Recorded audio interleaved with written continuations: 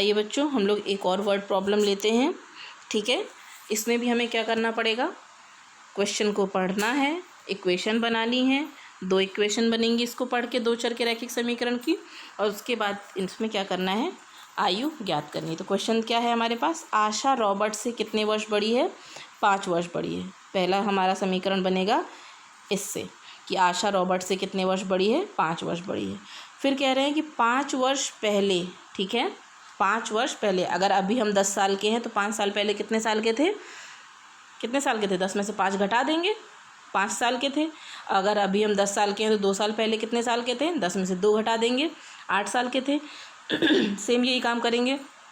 अगर अभी हमारी उम्र कितनी है, 12 वर्ष है, और कोई पूछ रहा है कि 5 साल बाद तुम्हारी उम्र कितनी होगी, तो 12 में हम 5 जोड़ देंगे, 17 साल के हो जाएंगे।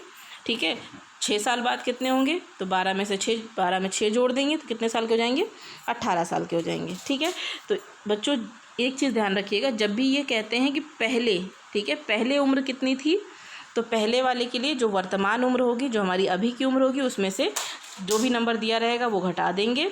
और अगर कह रहे हैं कि इसके बाद कितनी होगी, जितनी आपकी अभी उम्र है उसके बाद 5 साल बाद या 10 साल बाद कितनी होगी, तो क्या करा जाएगा, जोड़ दिया जाएगा।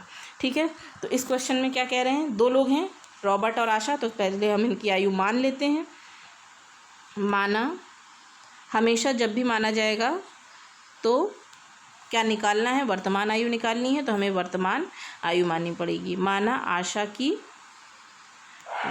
वर्तमान आयु बराबर x वर्ष। ठीक है, 2 लोग हैं, आशा और रॉबर्ट, तो इसी तरह से रॉबर्ट की वर्तमान आयु हम लोग मान लेंगे। रॉबर्ट की वर्तमान आयु मतलब कि इस समय प्रेजेंट टाइम में उसकी क्या एज है। ठीक है, वर्तमान आयु कितनी है, y वर्ष हमने मान लिया। ठीक है, आशा की हमने मानी x और रॉबर्ट की मानी y। मानने के बाद हम पहला स्टेटमेंट पढ़ेंगे। पहला स्टेटमेंट हमारे पास क्या है, आशा रॉबर्ट से 5 वर्ष बड़ी है, तो एक तरफ हम लिखेंगे आशा की आयु और एक तरफ लिखेंगे रॉबर्ट की आयु। आशा क्या है, बड़ी है, ठीक, रॉबर्ट क्या है, जाहिर सी बात है छोटा होगा। ठीक है, जब हमने आपसे पिछले क्वेश्चन में क्या बताया था, जो भी ज़्यादा होगा उसके में या तो घटा दो या तो फिर जो कम है उसके में हम जो भी वर्ष दिया है वो जोड़ दें। तो हम क्या करेंगे, रॉबर्ट छोटा है, आशा बड़ी है, तो हम रॉबर्ट की आयु में अगर हम 5 वर्ष जोड़ देते हैं तो आशा और रॉबर्ट दोनों की आयु क्या हो जाएगी, इक्वल हो जाएगी, और हमारा इक्वेशन बैलेंस हो जाएगी।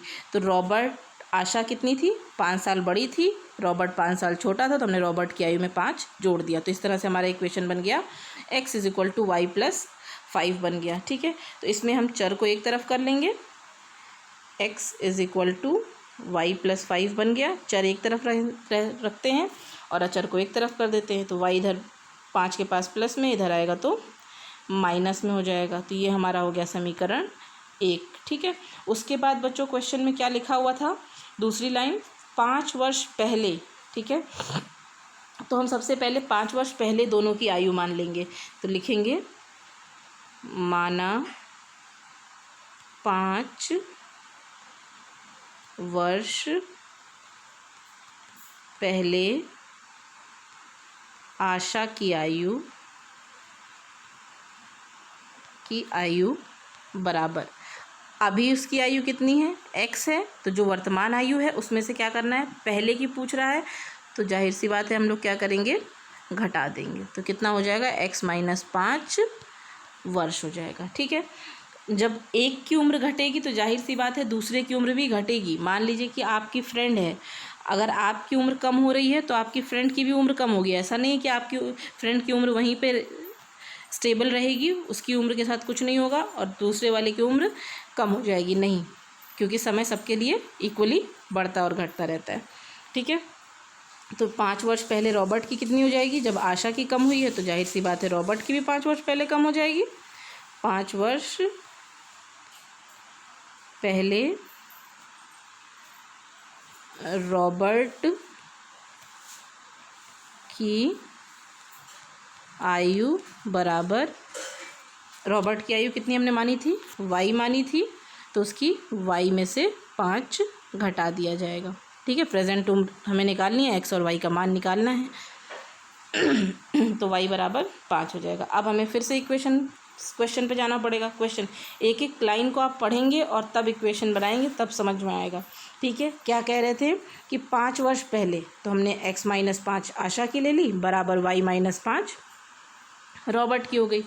5 वर्ष पहले आशा रॉबर्ट की उस समय की, किस समय की, 5 वर्ष पहले की आयु से क्या थी, 2 गुनी थी। ठीक है, तो 2 गुनी कह रहे हैं, आशा की दुगनी थी। ठीक है, आशा अभी भी ज़्यादा है और रॉबर्ट अभी भी कम है, तो हमें कम वाले में क्या करना पड़ेगा, जब भी गुना होता है बच्चों तो गुना का मतलब गुणा। ठीक है, कम हो रहा है तो घट रही है, ज़्यादा हो रहा है तो जुड़ रही है, और गुना है तो गुणा करेंगे। ठीक है, गुना मतलब मल्टीप्लाई। किसकी कम है, रॉबर्ट की कम है, तो रॉबर्ट में हम किससे गुणा कर देंगे, 2 से। कितनी कम थी, 2 गुनी, तो 2 से गुणा कर देंगे। जब 2 से गुणा करेंगे तो हमारे पास कितना हो जाएगा, x - 5 इज़ इक्वल टू, इसको मल्टीप्लाई करेंगे 2y - 5 2 ज़ा 10 हो जाएगा। सारे चर को एक तरफ और अचर को एक तरफ कर लेते हैं। 2y इधर माइनस प्लस में है 10 के पास, तो माइनस में हो जाएगा, इधर आएगा x के पास।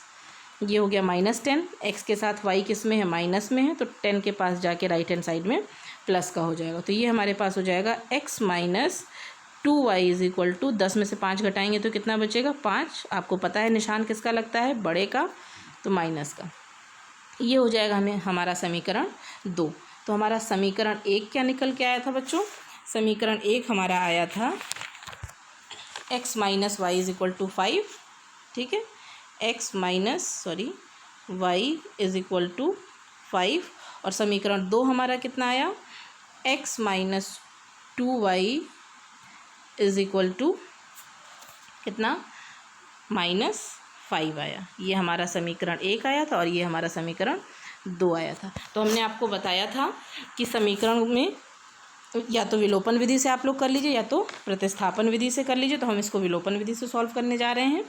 ठीक है, तो आप ध्यान से देखिएगा।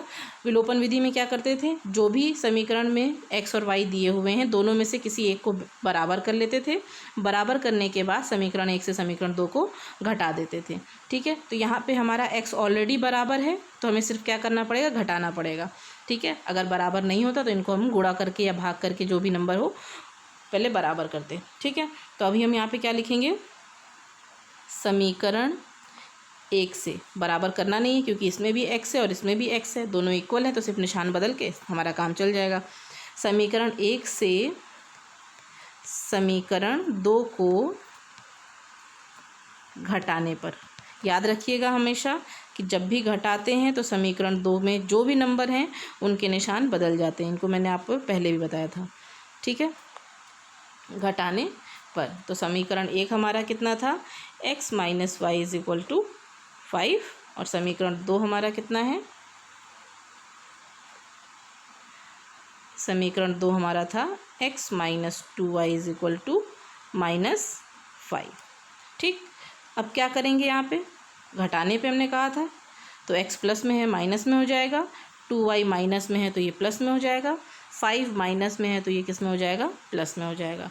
अब हमारे दोनों x बराबर हो गए, नंबर सेम, निशान साइन ऑपोजिट, तो ये कैंसिल हो जाएंगे एक दूसरे से। ठीक है, 2y में से y को घटाएंगे तो हमारे पास कितना बचेगा, y बचेगा। 2y में से एक y को घटाया तो y बचेगा। निशान किसका लगता है, बड़े का। 2y किस में है, प्लस में है, तो इसका निशान हो जाएगा ये वाला 5 और ये 5, दोनों 5 प्लस में है, तो जुड़ जाएंगे, कितना हो जाएगा, 10 हो जाएगा। तो y की उम्र कितनी हो जाएगी, 10 वर्ष। y कौन था, y वर्ष हमने किसकी मानी थी, रॉबर्ट की मानी थी। मतलब रॉबर्ट कितने साल का है, 10 साल का है। अब जब y की वैल्यू आ गई तो हम समीकरण 1 में y का मान रख देंगे, तो हमें x की वैल्यू भी पता चल जाएगी। x कौन था हमारा, आशा थी, तो y का मान समीकरण 1 में रखने पर, समीकरण 1 क्या था, x - y is equal to 5। ठीक है, x - y is equal to 5 था, तो ये हमारा हो जाएगा x इज़ इक्वल टू ये -10, y की वैल्यू कितनी आई थी, 10 आई थी, इज इक्वल टू 5। तो x इज इक्वल टू हो जाएगा, ये इधर 10 माइनस में है, इधर आएगा तो प्लस में हो जाएगा। तो x इज इक्वल टू 10 और 5 कितना हो जाएगा, 15 वर्ष। तो आशा की आयु कितनी आ गई हमारी, 15 वर्ष आ गई। ठीक है, तो आशा की आयु हमारे पास कितनी है, वर्तमान आयु कह रहे थे, तो लिखेंगे आशा की वर्तमान आयु बराबर 15 वर्ष।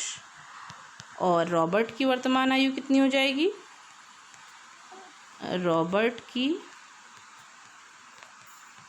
वर्तमान आयु बराबर 10 वर्ष, क्योंकि आशा की x थी और रॉबर्ट की कितनी थी, y थी। ठीक है बच्चों, उसके अलावा अगर आपको देखना हो, चेक करना हो कि हमारा आंसर सही है या नहीं है, ठीक है, तो x और y की जो वैल्यू है उसको चाहे समीकरण 1 में रख दीजिए, चाहे समीकरण 2 में रख दीजिए। अगर आपकी इक्वेशन बैलेंस हो जाती है, इसका मतलब आपका आंसर क्या है, सही है। तो ये आपको सवाल में नहीं करना है, मैं आपको बता रही हूँ अपने उत्तर की जांच के लिए। तो हमारा समीकरण क्या था, x minus Y is equal to 5 था।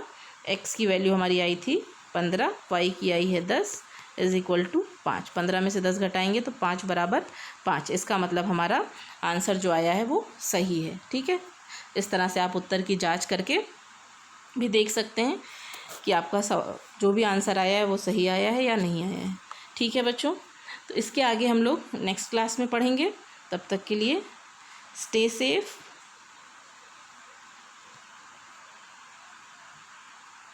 Stay home, bye bye.